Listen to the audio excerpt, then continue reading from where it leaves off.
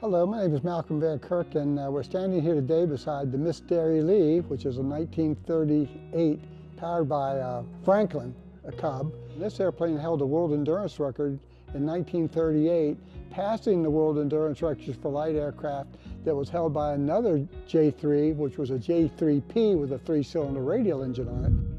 AOPA keeps flying safe, accessible, and fun by protecting your freedom to fly.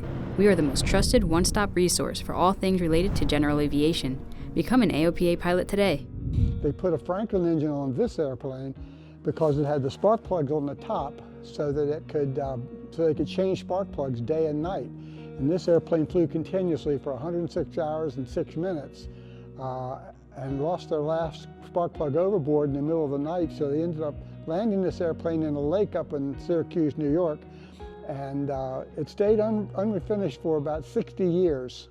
And Bob Hunt got a hold of the airplane and restored it, and I've had the airplane now as part of the Ensign D.N.R. Van Kirk Aviation Heritage Museum for 3 years.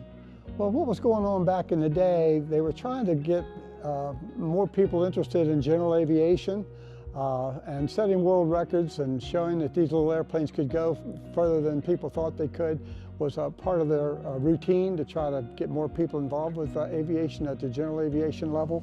And it was important to try to help people understand that aviation is a safe way to go, and some of these little airplanes like this were very instrumental in teaching a lot of people to fly.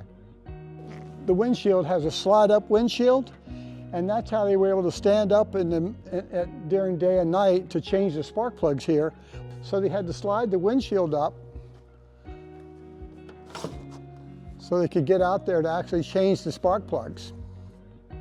They fueled it by bucketing up 5-gallon cans of gas. They actually had a 24-gallon belly tank strapped between the landing gear there.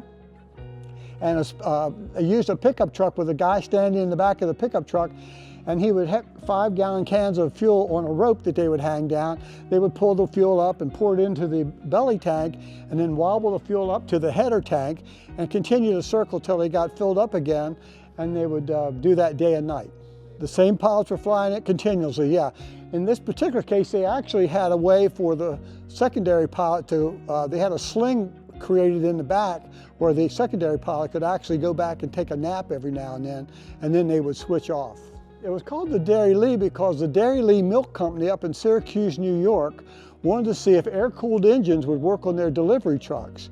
So they wanted to see if that would happen, and they wanted to test the reliability of the air-cooled engines, and that's why they did this stunt. In this case, the Franklin engine did a really nice job for them, and quite honestly, these engines were put on a lot of Cubs after that for many, many years.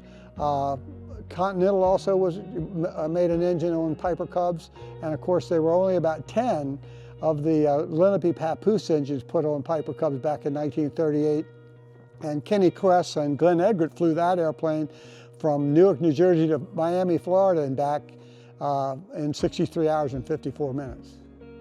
Well, it's just a joy to fly. It's a joy it's wonderful to take the shows and to allow people to see a world record-setting airplane. And of course, being here at the Hagerstown Museum, a lot of people come by on weekends to see it in this museum.